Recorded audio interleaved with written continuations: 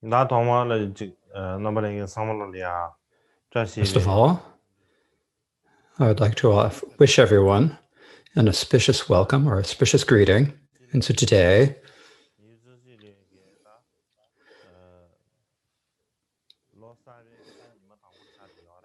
is the New Year's Day of 2021. And so to take this opportunity,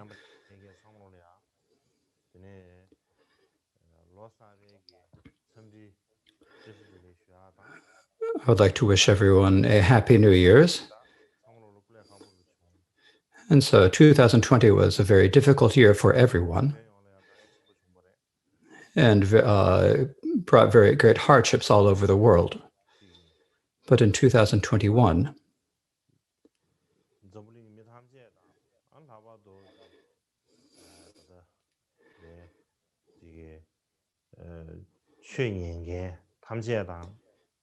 so everyone in the world, in particular everyone who is studying the Dharma, and especially everyone who is in the Shedras, I hope that you are all healthy and that your activities of study and contemplation go well.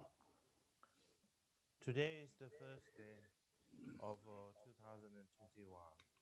So I should like to wish everyone a happy new year. 2020 was a difficult year for all of us in every corner of the world. So I sincerely pray that this year will be a wonderful year for everyone. Thank you so much. 今天是2021年的这个新年的第一天，我想借此机会祝愿大家新年快乐，万事如意。2020年对于我们每个人来说的话，就是可能都是非常的特别，也是非常辛苦和艰难的一年。所以在此，我由衷的祝愿每一位在新的一年当中能够健康顺利、吉祥圆满。谢谢。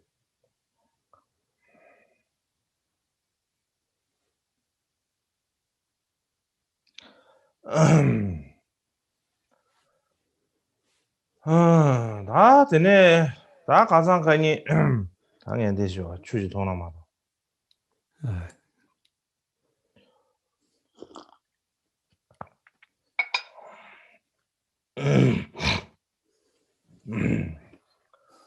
다 가상 가니 나는你们시즌해야지. So over the last 4 days, I've spoken about the background history and the origins of the 4 dharmas, and I haven't finished it. There's a bit left, but still. But today I'm actually going to talk about the 4 dharmas themselves.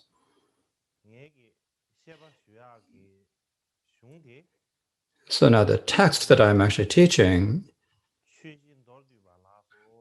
is the text called The 4 Dharmas in Brief in the Collected Dharmas, in the Collected Works of Gampopa. And so I have given this to Shedras already. So I'd like to ask everyone to please look at the text as I teach. And so it says in the text, Namoguru. Dharma must become the Dharma must become the path must dispel confusion, and confusion must arise as wisdom. And so this begins at the very beginning. It says Namoguru. And so Namoguru is Sanskrit. And if you translate it into Tibetan, it's I prostrate to the Guru. That is what it means.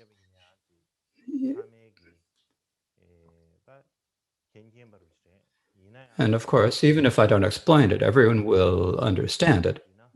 But I thought if I spoke a bit about the way we should understand it, so generally, in Tibetan, we say Lama,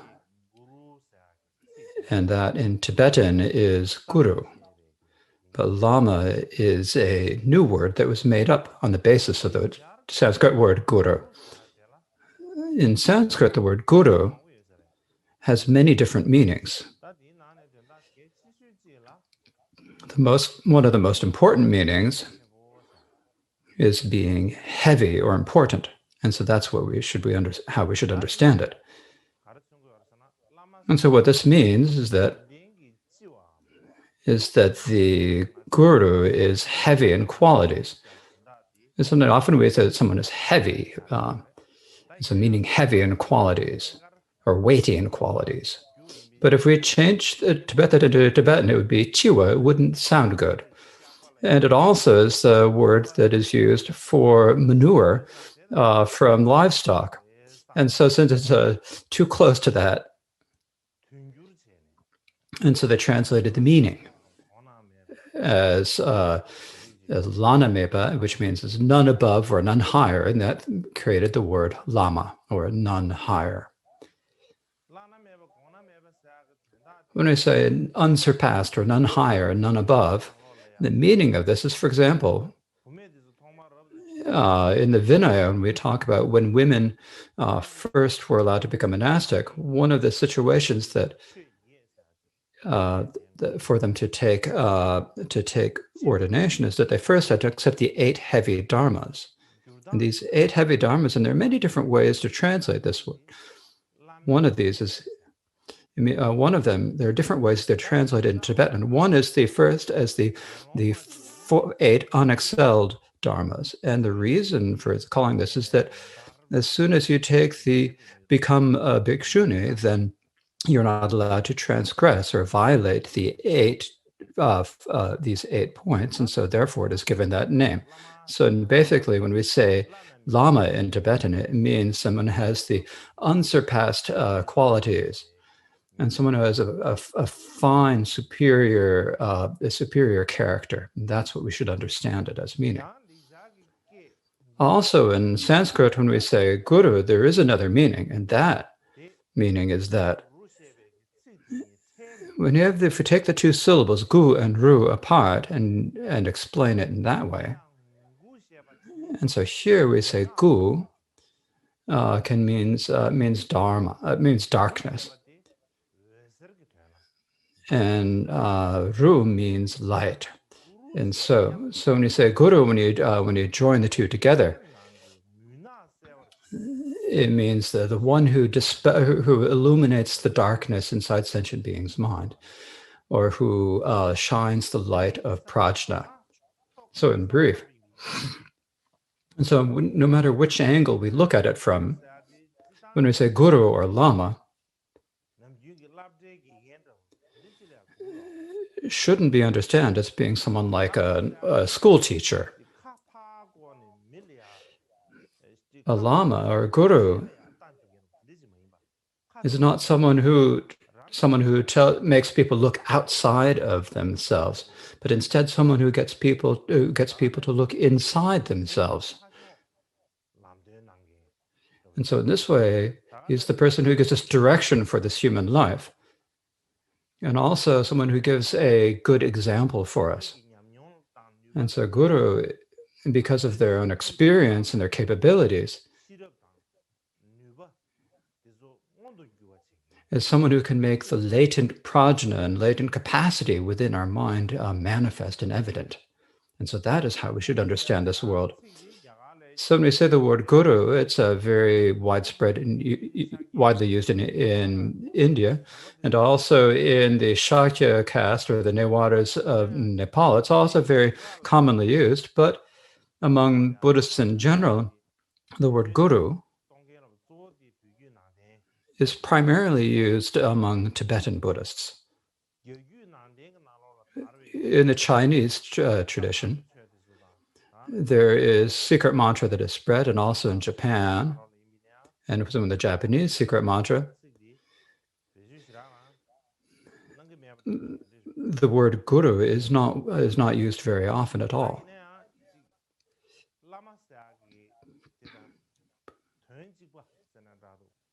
But there's another word that has the same meaning, or another similar word, and that is a spiritual friend, or just a friend, or a mitra in Sanskrit.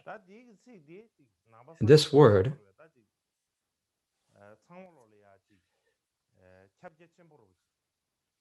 And so this word is very widespread among all Buddhists. So when we talk about a guru or a spiritual friend, in terms of the meaning, they're not that different, but the word guru is primarily used among the secret mantra practitioners, it seems to me. So when we talk about a guru or a spiritual friend,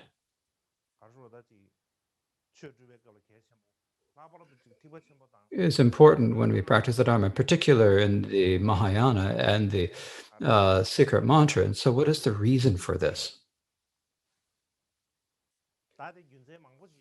There are many different reasons, but today the one that I'd like to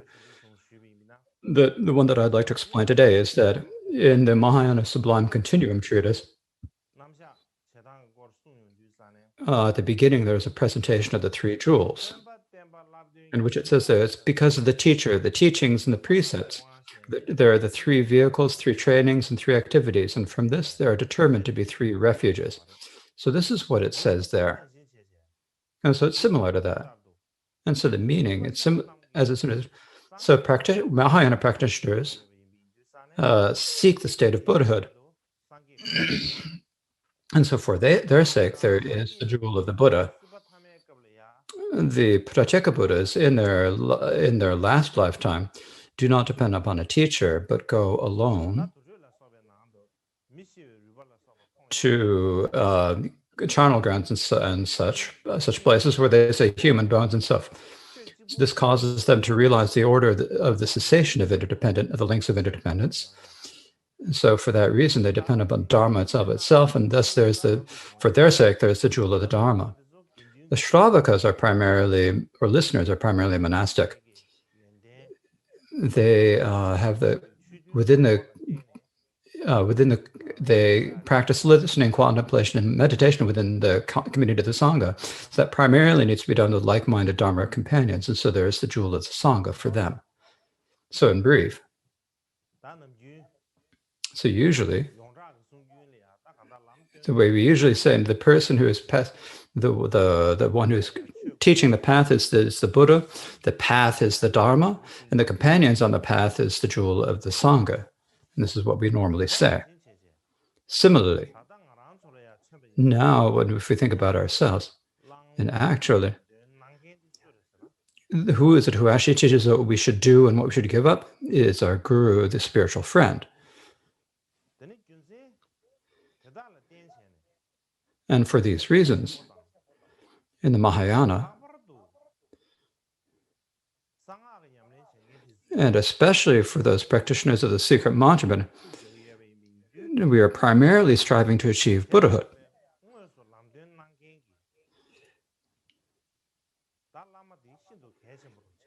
And so the Lama who actually teaches us how to do this is extremely important, especially in the secret mantra. The secret mantra is like the shortcut or the fast way to get to Buddhahood. And when you talk about a shortcut, and when we say a shortcut, normally what do we think? It's a way in which you can get to the place where you're going more quickly. But it's not just that. A shortcut also means it's different than like the main roads that most people follow. It's a path that only a few people go along, that only a few people take. And it's also a way that's usually not as good as the roads that most people find. It's also maybe a slightly dangerous route. So that's how we should understand it. And so if you're going down a path that you don't know, if you've decided to go down a way that you don't know, if you're taking that way, then you need to look for someone who knows that route and ask them to teach you the route so that you can go down that way. And then you need to go following their directions. And so in this way, the guru is the person who's teaching the shortcut to Buddhahood. And so for that reason, the secret mantra, when we are practicing the secret mantra Dhamma, what it especially means is that It teaches us the way to give up our ordinary appearances and ordinary attachments and to transcend them. And so for that reason, when we're practicing the secret mantra, there's someone who helps us be able to get beyond the limits of our ordinary way of thinking and our ordinary attitudes. To give an example of that, so I think it's for that reason, example of this is when we say that the guru is a Buddha.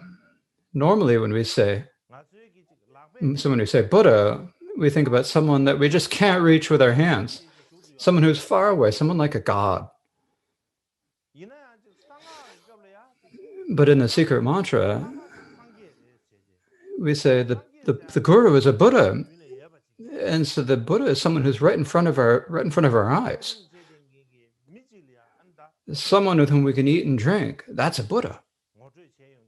And so when we point it out in that way, this is something that's hard to get our minds around, and it's a bit uncomfortable. It's right. Yeah, but if we talk about it straightforwardly, when they're talking about secret mantra practice, it should be something that's hard to get your minds around and that is a bit uncomfortable. If everyone could get their minds around it, if they could understand it, then there'd be no reason to teach the secret mantra in secret. You could just teach it to everyone. Everyone would understand it. There'd be no reason to talk about whether someone's receptive to it or not. But at this point, something that we need to understand here is not means that not everyone who's given the title of Lama is someone who is a Buddha, because you can give people the names of animals. You can call people pigs. You can call Westerners Tibetans, by Tibetan names and so forth. The name is not the problem. What you actually have to look at is the meaning. And so someone who knows. So in many secret mantra tantras and in the 50 qualities, it talks about the many characteristics of a guru. And so you need to look at whether someone who's called a lama or a guru has those characteristics. If they do have those characteristics, then you take them you follow them as your guru. And if they do not, then it says, please do not serve them as your guru. And it says this repeatedly over and over again.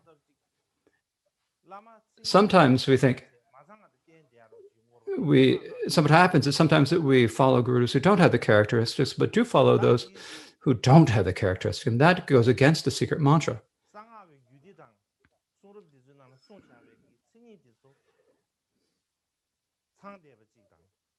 And so when we follow a guru, it should be someone who has all the characteristics. And if it's someone who has those characteristics, then we must not disregard them.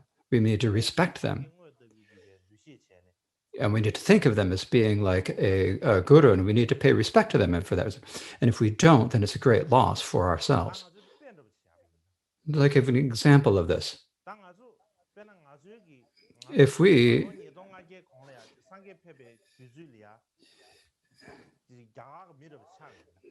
we were people in India 2,500 years ago when the Buddha was on the earth, and if at that time when we saw the Buddha, how would we see the Buddha? How would we have seen the Buddha? We need to think about that.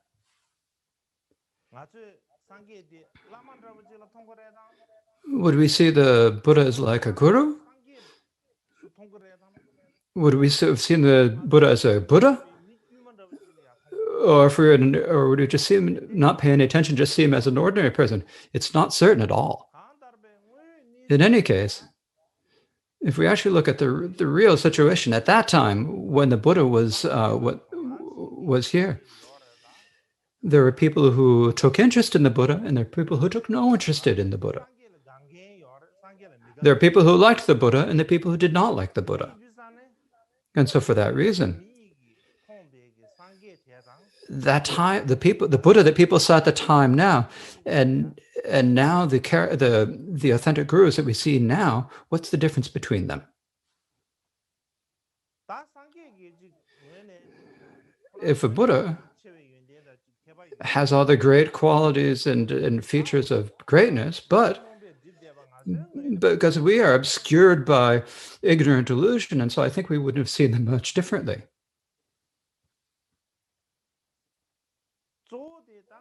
The main thing is that in our minds, we have a conceptual idea of what a guru should be. When we say a Buddha, we have an idea that a Buddha should be like this. And so we have this idea of what it should be like. And we think that, and we have sort of a wish that a Buddha be in a particular. But that becomes like a character in a myth in our minds. And so if we actually met a Buddha, if they weren't like what we think, then we'd think you're not a Buddha and we'd give up on them. It would be very hard for us to actually say, I go for refuge to you. So even if we meet an actual Buddha, there's the danger that we wouldn't see them as a Buddha. And so for that reason, if you see a Buddha, when we actually meet a guru, we should think it's extremely difficult to find and priceless, and we think it's no different than a person who came in person. And so if we actually saw the guru as a Buddha and serve them, then it means that we're actually getting closer to Buddhahood, as it is said. So now what is the purpose or the aim of teaching the four dharmas? This is not talked about clearly in the root text, but in another work by Gampopa, it says, in order to practice dharma naturally, the dharma must go dharma. The dharma must become the path, and the path must dispel confusion. And so for that reason, so if we want to practice the dharma, genuinely practice the dharma. If we want to practice the real dharma, where the words and the meaning go together, then this is a really important point that we need to know. And what is that really important point? It says in the dharma needs to go to the dharma. The dharma needs to dispel the path. The path must dispel confusion, and confusion must arise as wisdom, as it says. And so the order of these four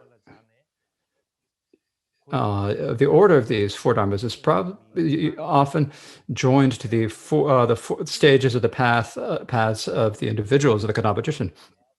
So the first is that the first dharma is for primarily people of the lesser individual, as it says. Gon Che Gomso said. What he said is, first, believing in karma and results is the correct worldly view. So meditate on karmic cause and effect, turn away from misdeeds, engage in virtue. The result is that of gods and humans. So that first dharma is joined to the lesser type of individual. And for the dharma to become the dharma, there are three different points that we need to know. And the first of these is, in order to know whether the dharma has gone to the dharma, we need to know the opposite of that. What is dharma that does not become the dharma? That's the first one. We need to identify that. The second is, if the dharma must go to the dharma, then how does the dharma become the dharma? So that is the second point that we need to know. And the third point is, what is the threshold at which the dharma has become the dharma? That is the third point. And so if we ask about what is the dharma that has not become the dharma? So Lolhayat took notes on recording Gampopa's exact words on the four dharmas, and it says here, not knowing, being interested in this life, and even dharma, merit, and virtue being pretend virtue, as it says. And so the commentary on this, they're written by Lolhayat, it says, the way he describes it is, isn't all dharma the dharma? Why would the dharma not become the dharma? Not knowing is ignorance, and there are two types. And here, because of delusion about karmic cause and result, or because of the ignorance of conceptualization, one only wants happiness for this life, and then only takes interest in the 8 worldly dharmas. And then one performs mostly the 10 non-virtuous dharmas. If that's so, they are misdeeds themselves. even what seems to be the Dharma, such as generosity, listening, discipline, and meditation practice, does not become Dharma. It is pretend Dharma. And so he explains it in this way. Likewise, the Lord of Dharmapakmudra said, if you wonder what is Dharma that has not become the Dharma, it is taking interest only in this life and taking interest only in the 8 worldly concerns. That is how he explained it. Likewise, there is a direct disciple of Jigten Subkin, and he wrote the horse year Dharma talks. That means the Dharma talks he gave in the year of the horse. What he says there is, what is Dharma that has not become the Dharma? When you do Dharma for the sake of gain, respect, or making yourself great and good, even virtuous dharmas you do will have the result of a horrible, vicious, and perverted ripening. And so, in any case, there are many such descriptions. And also in the secular tradition, there is the parting from 4 traditions, and it says, if you cling to this life, you are not a practitioner. It is the same point. It comes down to the same point. So in brief, if we don't know how to practice the Dharma, or even if we know the way, if we're thinking about the happiness and fame in this lifetime, and we aren't able to give up on this lifetime, if the aim of our lifetime is not to achieve liberation of the state of Buddhahood, but it is only to be happy in this life, to become wealthy or to become well-known or develop power and influence, if we only, and we're only thinking that level, we practice and we just work in that way, or we act in that way only. And other people might say, oh, they know what they're doing. He's great. He's a really well-known Dharma bhikshu. They might say that. But the worst thing, but we also think ourselves, oh, I'm practicing the Dharma. You're deceiving yourself and others. And in the very end, when you're getting to the point of dying, you think, I've done this. You can't think of anything you've done for the Dharma. You can't think of any Dharma that you've practiced, and that's the worst thing. And that is Dharma that has not become the Dharma. So in brief, if we wrap it up, if we sum it up, if we have the attitude of doing it for the happiness, for the pleasure, happiness, and fame in this lifetime, then that is Dharma that has not become the Dharma. And so for that reason,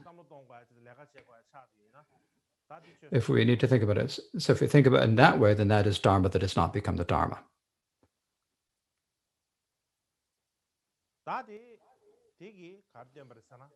And so what this shows is that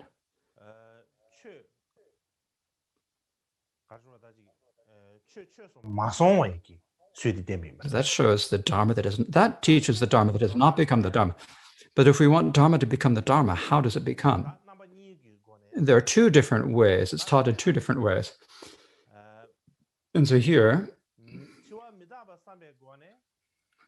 there is the Dharma becoming the Dharma in terms of meditating on death and impermanence, and also talking about it in terms of karmic cause and effect. And the first is, regarding the first, it says in the actual text, for the Dharma to become the Dharma, you should meditate extensively on external and internal interdependence. Leave all things, possessions, relatives, and busyness behind, and go to a solitary place. At that time, unless you think that nothing but Dharma will help, and develop the attitude that nothing is worth doing, the Dharma will never become the Dharma. With death, you do not know when it will come. You can have no assurance about tomorrow. You can have even less about next month. If to describe this in brief, or to give a in order for Dharma to become the Dharma, you need to talk about the external and internal impermanence of the external world and also the sentient beings. And at the time that you die, you need to realize that you had all the leaves of all of your things and positions, all the relatives you love, and you're going to go alone. And at that time, And at that time, nothing, anything you can think about, nothing is going to help. Nothing is going to help anyone but Dharma at that time. That is how you need to think. And so when you have the idea that nothing but Dharma will help and develop the attitude nothing is worth doing, when you think about any worldly activity, you think that there's no point to that, there's no benefit to that. And until you think like that, the Dharma will never become the Dharma. With death and impermanence, you don't know when it's going to happen.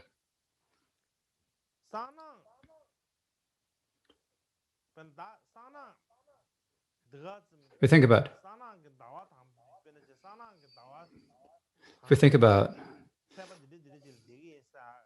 if we say I'm going to live until if there's no we don't have any power to say I'm going to live to this life in this next year. I'm going to live to this date next year.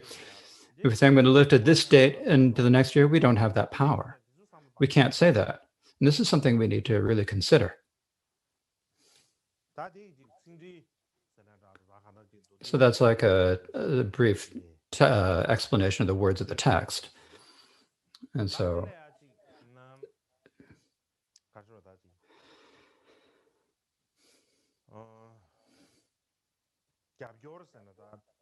there's like kind of support for that. So citation supporting that. And I'll give a few citations supporting that. There are just a few. If I needed to quote everything that I found, there'd be so much. And I don't see that there would be that much need to do so. But there are a few that give important points. And one is from Pakmu Drupa. It says, by meditating on death and impermanence, the mind turns away from this life, so the Dharma becomes the Dharma, he says. Likewise, also I mentioned a few months ago, there's Jigong Jopa Sumgan's Horse Year Dharma talks that I mentioned before. It says, what must you do to reverse the thoughts of this world? You must turn the mind away from this life by remembering death and impermanence. Similarly, there's the three principal points of the path by Lord Tsongkhapa. By contemplating the leisures and endowments so difficult to find in the fleeting nature of your life, reverse the clinging to this life. So basically the same meaning. They all come down to the same point.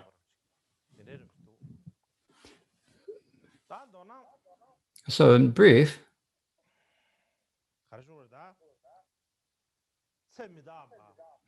so the life is impermanent. And there's also the karmic cause and effect and the defects of samsara. And when we talk about this, it's like an old person's babbling, something they're saying the same thing every year. And people, you hear it so much, you just can't hear it anymore. It's like it just doesn't go into your ears anymore. It's like our ears have hardened. And so when you talk about this, you say, oh, it's like that? Oh, yeah, it's probably like that. But it's not anything that moves us or that gives us any feeling. It doesn't doesn't create any feeling in us. And so in that point, and so we talk about it in the text, but it's said in the text, and it's so important. And it's said over and over again, but we never really think about it. And it just doesn't really move us. So but if we were to talk about it maybe in terms of our contemporary way of thinking about it, I think maybe it'd be helpful. It's possible that this will be helpful. When we teach the Dharma,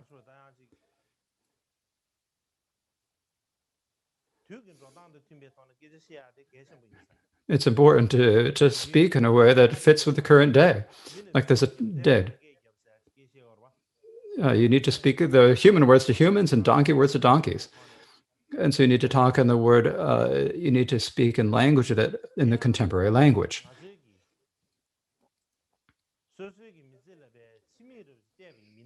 And so if we look back in our own human lives, in this life, within this lifetime, we've had a lot of good times and bad times.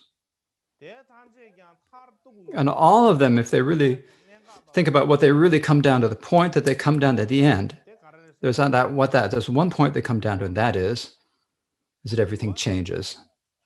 Everything changes. And saying that everything changes, what that means is that it means that they become different than they were before. We can talk about it in a positive way. And that way we have every day we have a new day. We have a new hour and a new moment, and we get a new hour every day. And so for any moment, we have a new opportunity. We get new opportunities all the time. But if we talk about it in the negative side, in many situations just don't turn out the way we planned or the way we hoped. And so sometimes we get really amazed, surprised by it. Sometimes we get overwhelmed by it. And there are many difficult situations that arise because of this. So in brief, so in this lifetime, there's so many changes that in the end, we all must die. And that death is also change, right? Even if we think about us individuals, we might think, oh, it's better if we don't die. It's probably good. It's better to stay living. We all think this, right? But if we actually think about it, in this world, there are 7.8 billion people. That's what they say. That's the population is. And if none of the 7.8 billion died and everyone lived and continued having children, what would happen? What would it be like? There would be a lot of difficulties. There wouldn't be enough food or clothing. There wouldn't be enough place for everyone to live.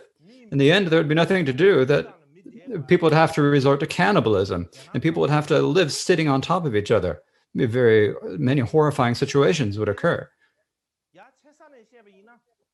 So if you think about it in terms of think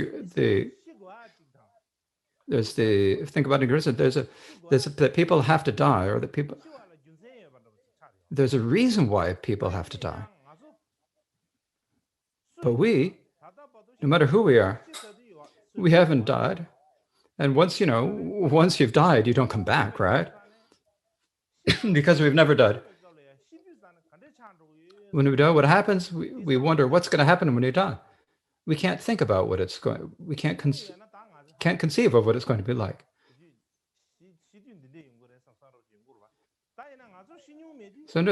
But none of us have died. But none of us know what it's going to be like when we die. But sometimes when someone was close to us, or when we hear about in the news that someone has died, there's a little bit of feeling that comes, oh, this death and permanence is probably that, we can think.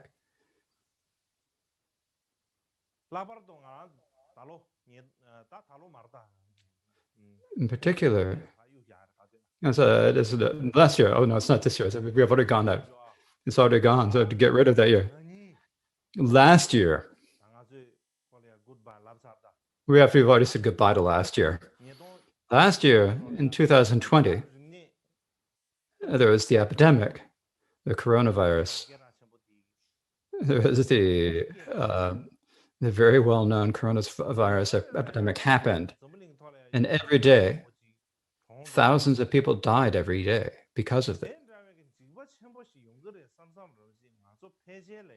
But mostly, we don't think that such a terrifying thing is going to happen to us. And so for that reason,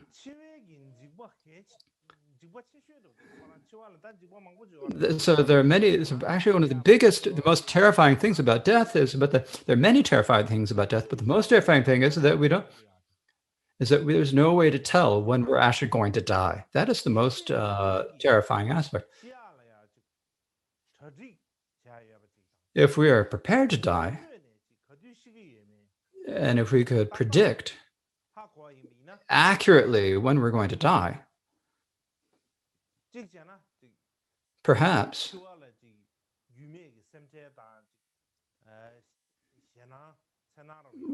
we wouldn't have so much fear and worry from not knowing about death. And the reason why I think this is that at the time that we die, we can actually get, when we know when we're going to die, we can make even better plans before. You can make plans for what you're going to do. And another thing we can do is we then don't waste time. Think, I've got something that I'm going to do. And so then you do them first. You complete them first. Because I'm going to die tomorrow. So that if you're going to die tomorrow, you won't have anything that you regret. The most important thing we need to, the most important is the one that we have to have the strongest interest in. But actually, in the way things actually are. But we don't even think to do that.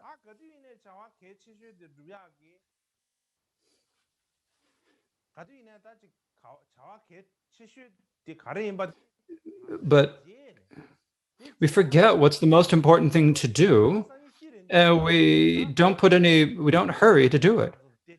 So yesterday, oh, I didn't think about it, so I thought, so the time we die, we think, oh, I thought I should have done this, but I didn't do it. I thought I should do that, but I didn't do it. And we feel a lot of regrets. And so when we say things like this, that many people feel uncomfortable. It's better about that. Don't think about that. Don't talk about it. It's no fun. It's not pleasant. And so when you talk about death, it's very saddening and depressing. But one thing we really need to take joy in, take some joy in, and something we can take a broader view because of is that we have future lives. That's it. And so it's not just that we have future lives. We have an unending supply of future lives. There's no end to our future lives. And if we're talking about this in terms of Buddhism, if you can think about it, we consider, oh, of course there are. As Buddhists, we take it granted that there are. Whether we recognize it, we say, oh, yes, there are. We sort of just take it for granted that there are. But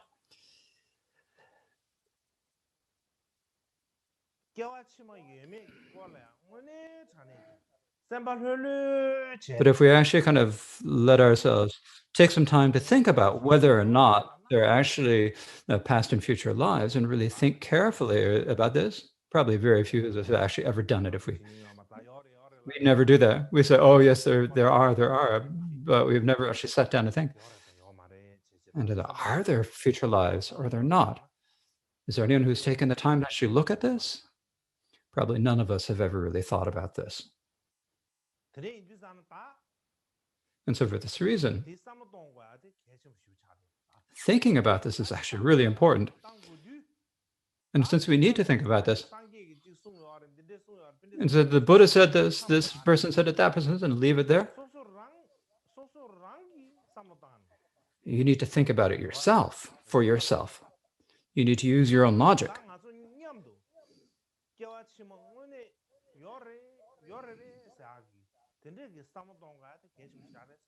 It's really important for us to think, is there actually a future life or not? Otherwise, if we say the Buddhists say it, if we read the text by the great scholars and say that's how it is, but it doesn't give the same feeling as if we think about it ourselves and consider for our own selves. And if unsubstituted, it cannot create such experience within yourself as when you think about it for yourself. In any case, it's important for us to think about it in terms of our own selves and to examine it for our own selves. And when we think about this, there are several different points. We can talk about some of the proofs or several different ways we need to think about it. The first thought we could have and say first way we could think about it is there's no future lives. I've thought about it and there's none. There's none. And when you're dead, it's like the same as a candle going out. Instead of they're done, the continuous done, your being is done, it's over. So it's possible that you might think that. That is one way of thinking about it.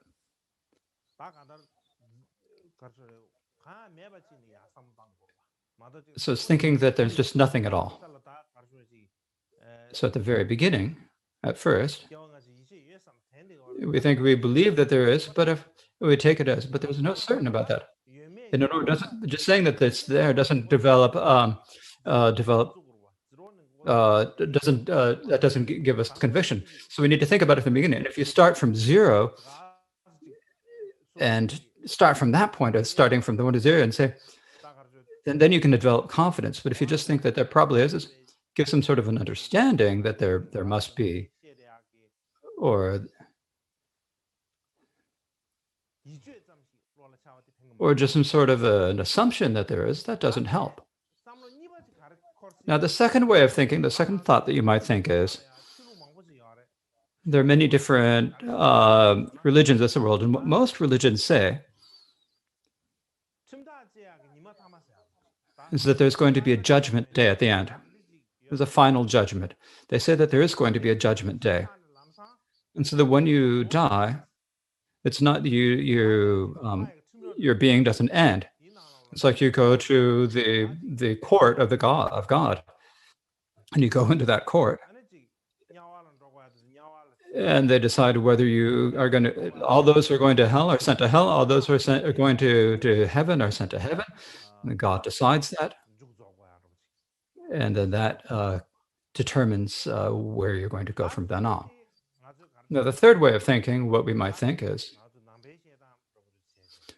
it's similar to our Buddhist way of thinking. There are future lives. There's a next life. Maybe there's just one. Maybe there are two, three, maybe hundreds, 1,000, or maybe there might be limitless future lives. It's possible to think in this way. It's a beginning that when we talk from the ancient times to now, we talk about the philosophers, thinkers, or the different religions, and all of them, one thing that they all take, the fundamental question that they all think about is,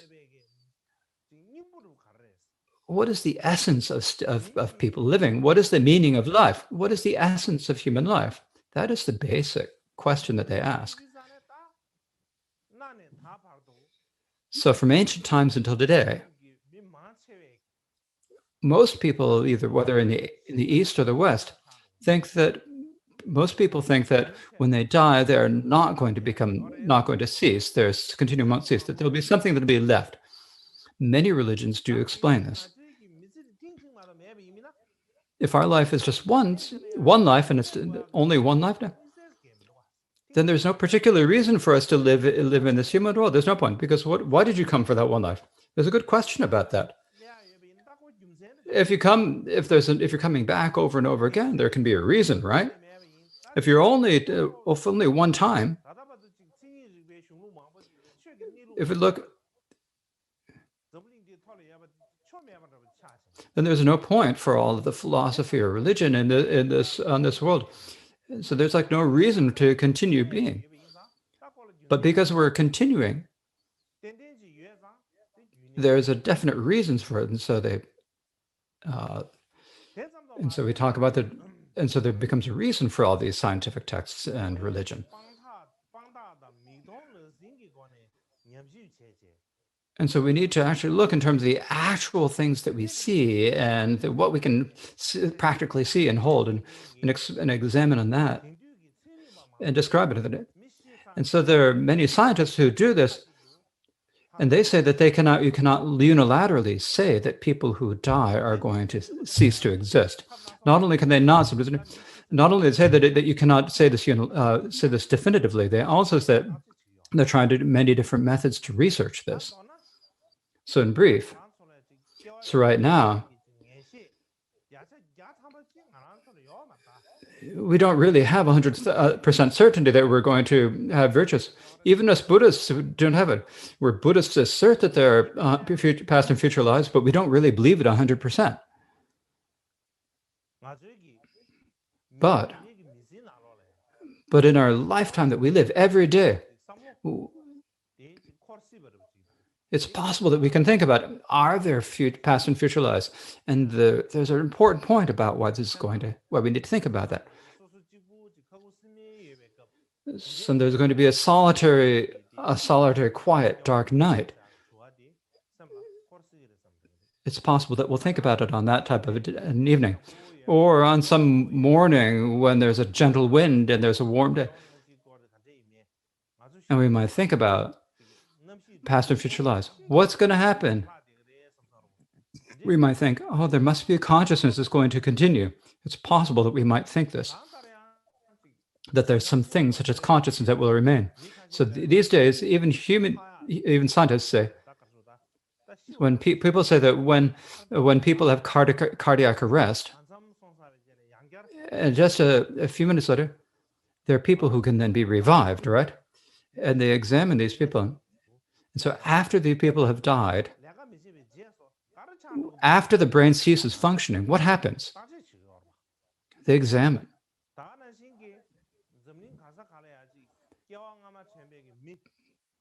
All over the world, there are a lot of people who remember past lifetimes, in particular young children. There are many young children who remember who have confirmable memories of previous lifetimes. And if we, in the future,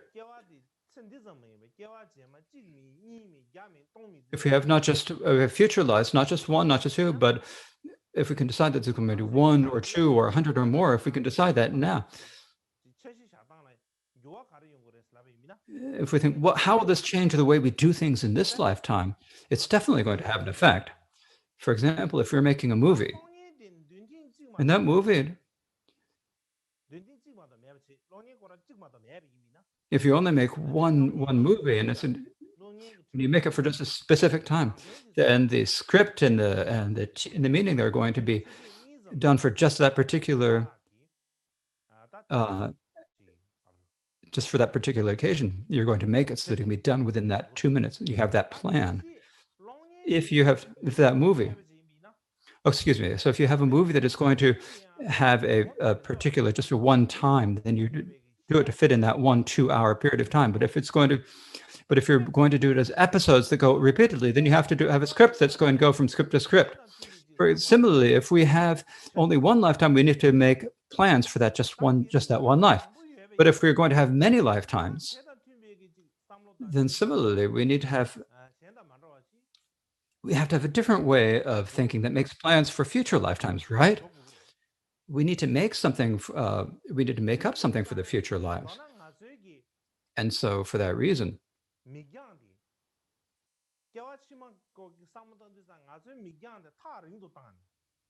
so when we need to look, we need to direct our vision, not just from this lifetime, to think about longer term, think about a more vast term.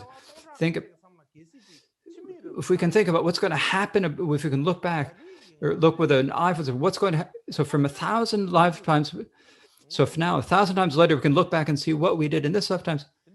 If we see, we're going to see this one lifetime that we're in now as being short and being small and not insignificant. And for example, think about this world within the solar system is actually a smaller planet within our solar system.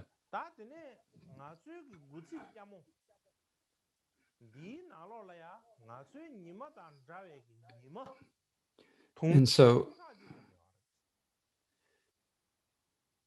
so within our constellation, there's places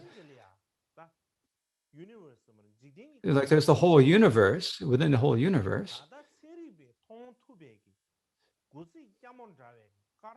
there are many galaxies. How many galaxies that the scientists can see there? There are 20,000 galaxies that the scientists are able to see.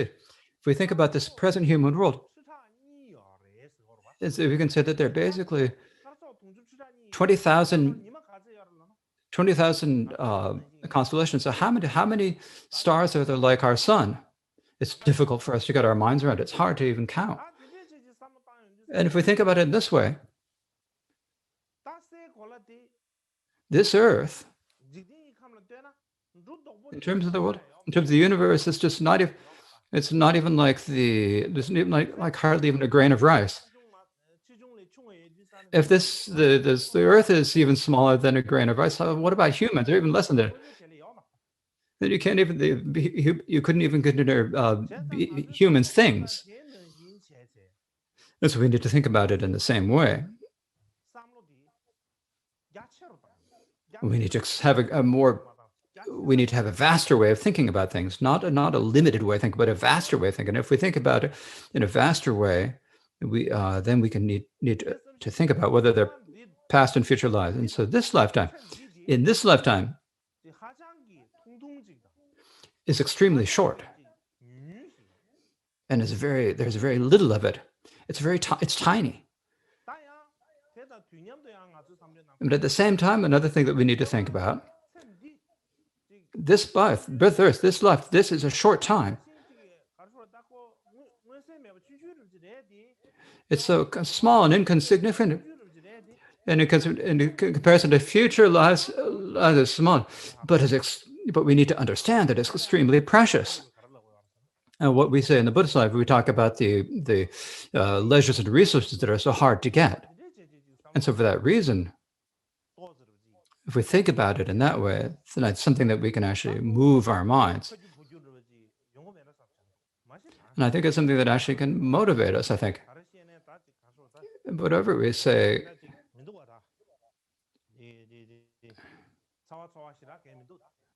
sometimes when we think about things, it doesn't give us much feeling at all.